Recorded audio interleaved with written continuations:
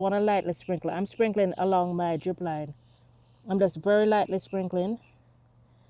I can always thin it out after. And I'm gonna go all the way down. Hey guys, back out from a pat here. In today's video, we're gonna be planting tons of herbs and veggies in our garden. So I'm gonna be going through showing you exactly how I choose to plant in the beds versus in pots. And we're gonna be going through the process. This is gonna be a longer video, so you may wanna get your notepad. All right, so we have several different seeds that we're going to be starting, as well as onion starts, which I mentioned in my last video. And we have loads of tomato starts, as well as basil and different herbs. So let's start off with tomatoes. So I already have several tomatoes in my veggie beds that I started a few weeks ago. I have some more I'm going to start in the beds, but this is probably one of the first times, I think, since I've been on this property that I'm going to grow a tomato in a pot also. So let's start off with that first. So of course, the very first thing you have to think about is your soil. When you have healthy soil, you're going to have healthy plants. So, focus on good soil. So for the soil, I have a mixture of organic garden mix along with mushroom compost.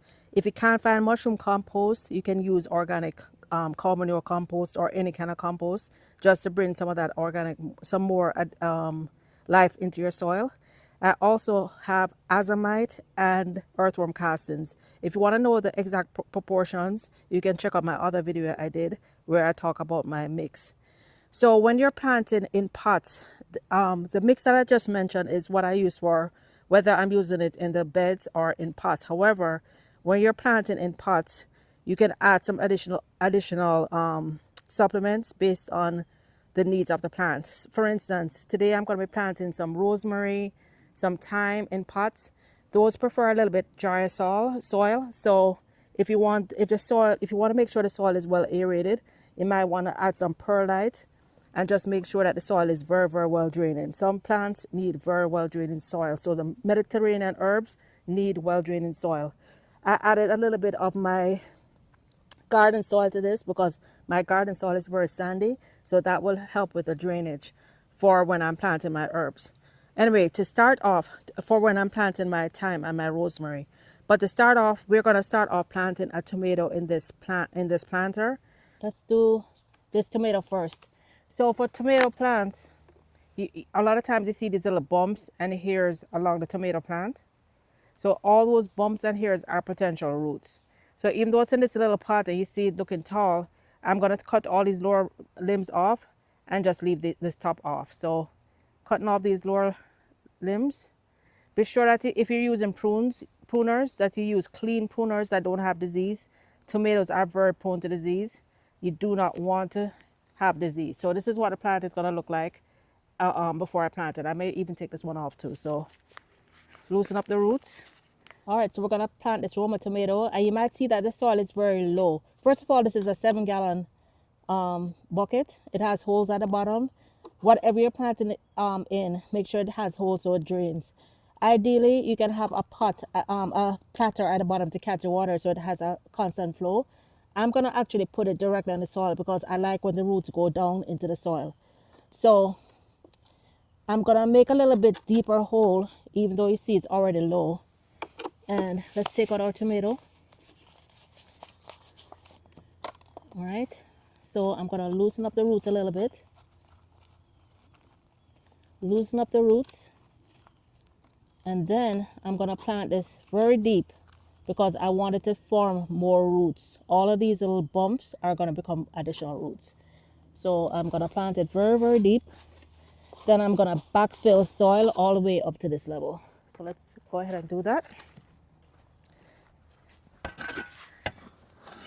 And my soil already has a bunch of earthworm castings, mushroom compost. It has some, I think, azomite or peat moss, I think. That's going to help to retain some moisture. Yep. Let's go a little bit further up. I think we can go a little bit further up.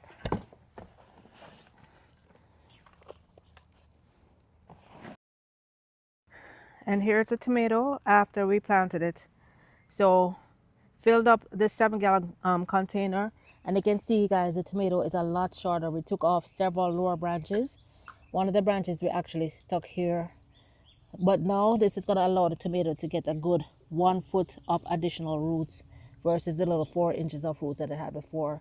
So this is going to be a very sturdy tomato, and you can see it's already about to blossom. In this other large pot, I put 2 Mediterranean herbs.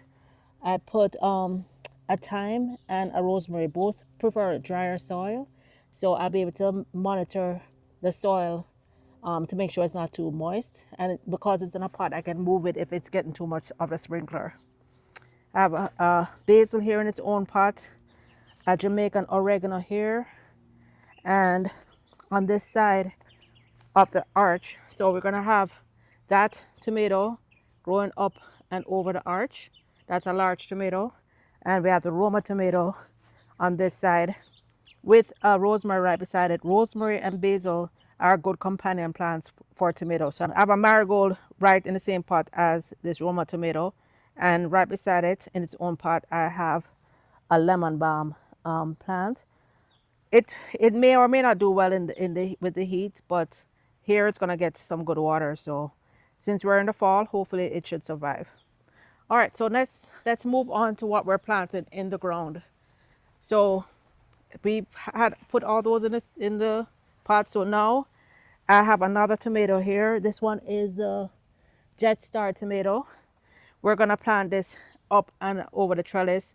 On that other trellis, we already have an Everglades tomato that is a volunteer tomato. It's already giving me tomatoes. I'm already picking ripe tomatoes. So that one is gonna grow up and over this way. The Jet Star will be on this side of the arch growing over. And as you can see along the base, we have marigolds right beside the tomato, because basil does go well with it. I'm planting my Thai basil, one of my Thai basil plants right there. And then this side here, we have our Golden Jubilee tomato, which I planted earlier in the month, like 3 weeks ago. As you can see, it's growing very nicely. So I'm gonna put a companion plant of a sweet basil right beside it. And then all along each bed, every foot to 8 inches to a foot. So these are short day onions, and those grow very, very well here. I grew them last year and we had onions for several months. Literally, we had onions from like November, December, all the way through May. So very, very good. And then in the corner here, so we have one rosemary in the pot. And because I use a ton of rosemary, I have another rosemary in the ground. But I'm going to put this additional rosemary here because, as I mentioned, I use a lot of rosemary in my hair products. So I want to make sure that we have an unlimited supply of rosemary. Over this side, so this is on the arch. This is the back side of the arch. This is where I have my grape, my purple grape. I just cut this back last week. So you can see the purple grape is dying back, which is good because all those leaves will fall and create mulch. And also it's gonna free up the space now that I can have some vining plants like tomatoes and cucumbers growing. So I already have a couple tomatoes and cucumbers, one tomato, one cucumber on that side. So I'm gonna plant one more tomato here. And this is the Celebrity tomato, also from Walmart, $2.47. So that one is gonna be planted. Then here is my first time growing this. This is a gift from my friend Diane. She gave me this. This is called Colon mint, C-O-L-O-N, Colon mint. It's a very popular mint in Jamaica. Very, very good for drinking like teas. It's almost like a sweet mint, and it's supposed to grow very well. So I'm gonna put the Colon mint here in the corner. So this can be, this actually doesn't run like other mints. This stays like a bush. So looking forward to having this bush here. And then we have additional marigolds that we're going to be planting along the border. And this is another rosemary. That one is already in ground. All right, so let me go ahead and put these in the ground and then I'll be right back. Oh yeah, one more. And here is my solitary eggplant that I'm going to be growing. This space is kind of open. Still have lots of little bok choys popping up, so that'll be fine. The eggplant will be taller, then the little bok choys are going to be growing around it. So let me put those in the ground, and then I'll show you where I'm going to be planting my cabbages and my pak choy and my other greens. Right, so let me show you how we're going to plant these onions. So the little part that has these little things, these are actually roots. So you're going to put this part down. So you just need a very small hole, and you can even leave the little tip up. Don't have to plant it very deep. Go about a foot over, Mr. Centipede. So I'm just going to go around the entire border of my bed. Then I'm going to come back in and just push the mulch over them. So the entire border of the bed is going to be onions. So let's go ahead and do that, and then we'll be back. Okay, all the tomatoes and herbs are now in the ground. So let's move on to sprinkling the seeds. Let's move on to planting the seeds. We're going to put all our greens only in this bed. All right, so to plant this, the soil is already loose. I've put my labels where I'm going to plant them. In the front row, we're putting a little bit of holy basil just in this corner. And right behind it, we're going to have some snow white bok choy. And then at the very back, we're putting those giant cabbages because those are going to take up a lot of space. So we're going to put those on the very back row. On the other side over there, we're going to put some pak choy. So this bed is going to be cabbage, pak choy, bok choy, and some holy basil along the edge. Then all the way around, once these sprout, all the way around the entire perimeter, I'm going to put white onions to help, well, because we never can get enough onions. We love onions. Plus it helps with keeping pests away. And I will also be putting a mesh on over this bed for the entire period. So let me show you how I sprinkle these. Do some pak choy, and this is from Burpee. It's called Peachy pak choy. My first time trying this. I think a lot of these, almost everything I planted today is my first time. Here what the seeds look like. So all of these are probably going to come up. These greens normally with the bok choys, they come up very easily. So you just want to lightly sprinkle. I'm sprinkling along my drip line. I'm just very lightly sprinkling. I can always thin it out after. And I'm going to go all the way down the drip line.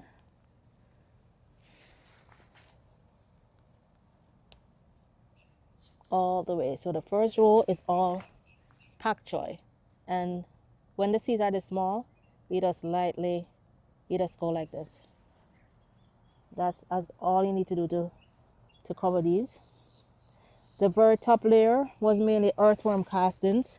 So earthworm castings, these are the castings, very, very small, very fine, very easy to germinate seeds.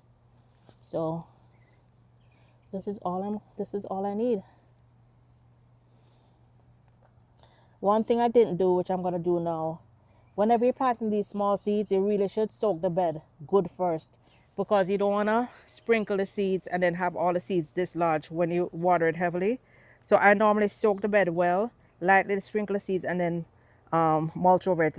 It's not too late. I'm going to lightly sprinkle the bed now. I can always sprinkle some more seeds, but I think we should be good here. So let me sprinkle the rest of the bed before I plant anymore.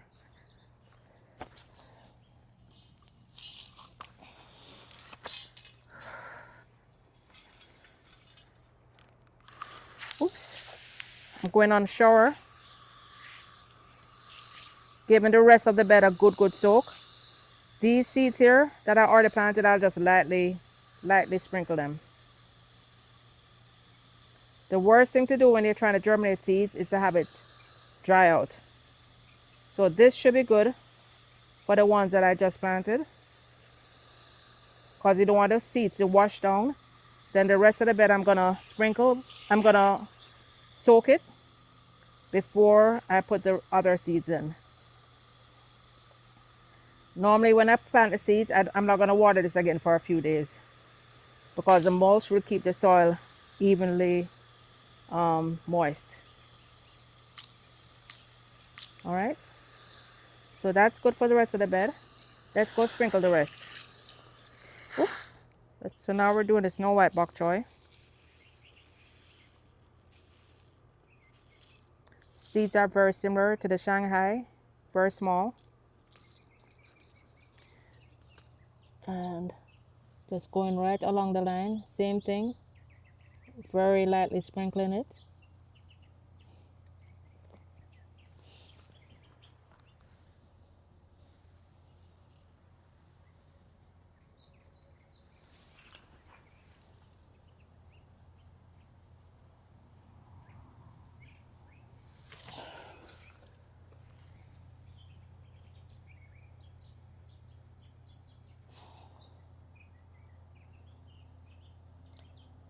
My hands were a bit wet, so sticking to my hands.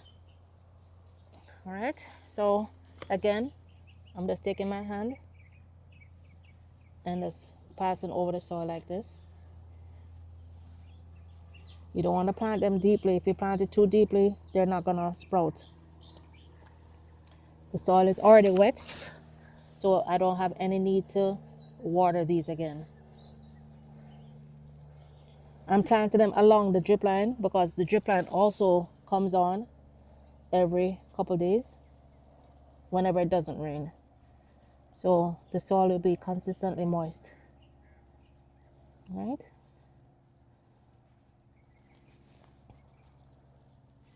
Normally, after you do this, you'll water, but it's really not necessary. The soil is very, very wet, and we don't want our seeds to rot. All right, so I'm gonna skip a row because those are giant cabbages, and if I plant anything too close, the giant cabbages will cover them. So we're gonna go ahead and skip that row. Let's go ahead and plant the cabbages. So here are the cabbage seeds. You can see they are tiny, tiny, just like the bok choy and pak choy seeds. I'm going to put some back. I'm only going to plant a very, very little bit of the cabbages because I suspect they're going to be, they're going to be huge. So we don't want too many in there. I'm going to probably have to thin them out anyway. So I'm doing the same thing, starting at the end of the row and just barely, barely putting a few seeds. Because the seeds are so small, guys, it's kind of hard. More seeds are getting in there than I really want to get in there, but just wiping off the rest of the seeds. Then I'm just wiping over the top of the soil because these are tiny seeds, so you don't want to plant it deep. So you just run your hand over the soil, and my hands are kind of wet, so the seeds are kind of sticking to them. So they're probably not going to end up exactly where I planted them, but it's all good. It's all good. All right, so next we're going to do the most important thing. We're going to put mulch on the bed, and then I'm going to give the bed another sprinkle so that the mulch can be nice and moist. All right, let's do that. Guys, it's 6 days later and all my seeds have germinated. I was away for a couple days in South Florida, a few days in South Florida. Came back 3 days later.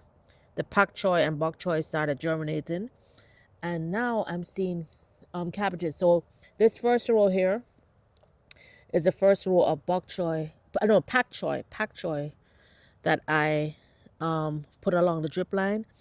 This is the drip line here. As you can see, they moved a little bit off because as I was stirring the soil when I was laying, after I laid them in, some of them got off the drip line, but these are all pak choys that have now germinated.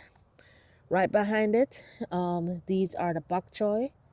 These are the snow white bok choy, and you can see those have all germinated very well. As soon as the leaves start coming in, I'm gonna start transplanting them. Some of them are kind of thick, even though I really tried my best to do a thin layer. They still came out a bit thick. The Thai holy basil, I don't see anything yet on the Thai holy basil. Nothing here yet on the Thai holy basil. I have to make sure that here is pretty, oh, the soil is pretty dry. That's not good. When you're trying to germinate seeds, guys, never allow the soil to dry out. What is this? Never allow the soil to dry out when you're trying to germinate seeds. That will ruin the seeds. Let's check on the cabbage. I did a lot less seeds on the cabbages. Yeah, we have cabbages too. A few of them germinated. I try to do this one very, very thin. Only a few here. None in the middle. What's that? That's a weed. Okay, so only a few. Only a handful of the giant cabbages. Oh, a couple more here. Only a handful of the giant cabbages germinated so far, but that's okay because those cabbages are massive. So I won't try and add any more because those are gonna take up huge areas of the bed if they grow well. I'm in Central Florida, so they're probably not gonna grow as big as the packages. That's it for this video. Hope you enjoyed it. Hope this video encouraged you to go on out there and do some planting today. Even if you're in a cold climate, guys, you can try and grow hydroponically inside. I do have a hydroponic system. That's what I use to grow my lettuce. But, you know, that allows me to grow lettuce all year round. All right, guys, that's it for the video. Till next time. Bye now.